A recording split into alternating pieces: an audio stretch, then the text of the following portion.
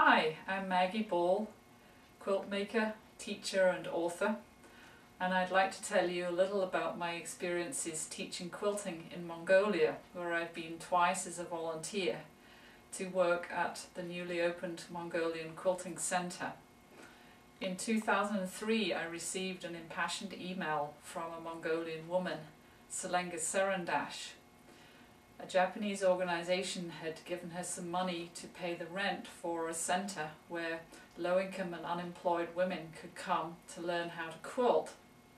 Selenga had spent some time in America and she decided that quilting would be a good activity for Mongolian women. Even the nomadic families have hand-cranked Russian sewing machines and they are very good seamstresses.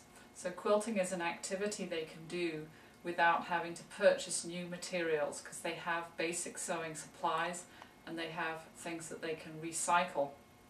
The women are very excited about learning to make useful items such as patchwork bags and pillows and quilts. So in 2004 I took my 21-year-old daughter Hazel with me and we went to Mongolia and met up with Selenga, and we spent 2.5 weeks teaching at the Quilting Center. We taught whoever showed up, and we were starting from scratch using shirting remnants from a factory. So we taught techniques where the women could use these small pieces of fabric. We cut them into strips for log cabin blocks. We showed them how to do crazy quilts, some English paper piecing, and some basic quilting techniques.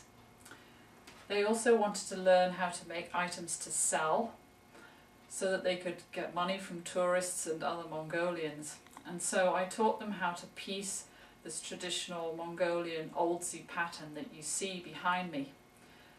This is an ancient symbol that's been used in Mongolia for over 800 years, and it brings long life and prosperity.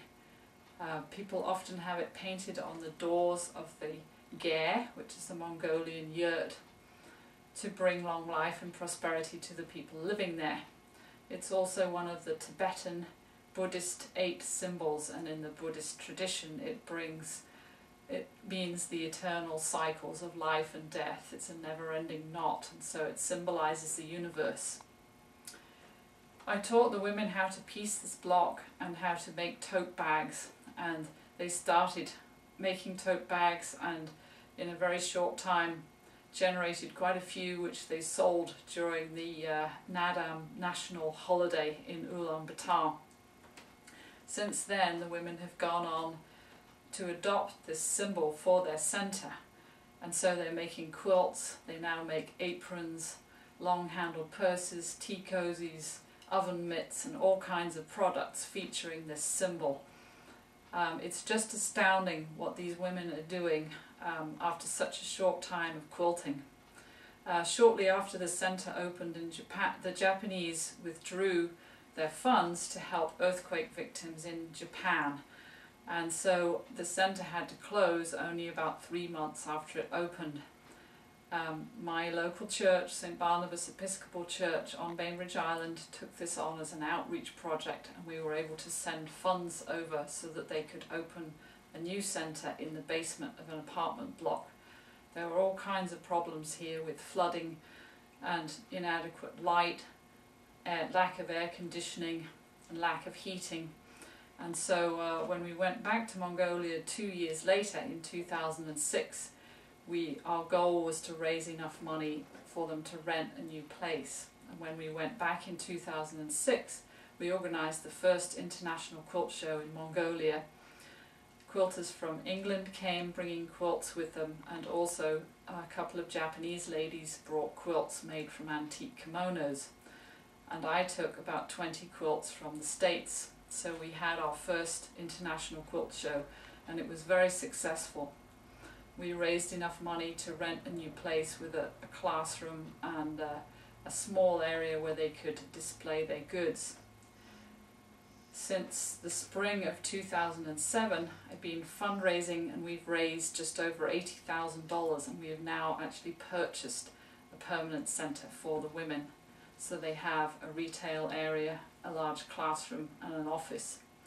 In the summer of 2007, the English Quilters arranged for us to go to the Festival of Quilts in the UK, and we were able to raise around $8,000 at that event. So that was enough for another year of rent and some operating and maintenance costs. The new centre just opened in October 2008, and it's very exciting for the women to have their own place now.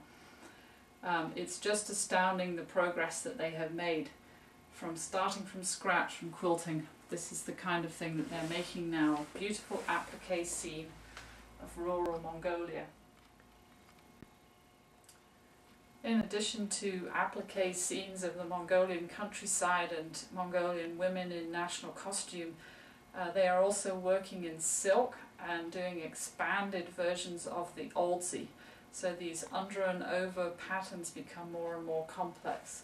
And here's another example of a silk piece with 2 shades of blue, showing the expansion of the oldsie knot into these wonderful patterns.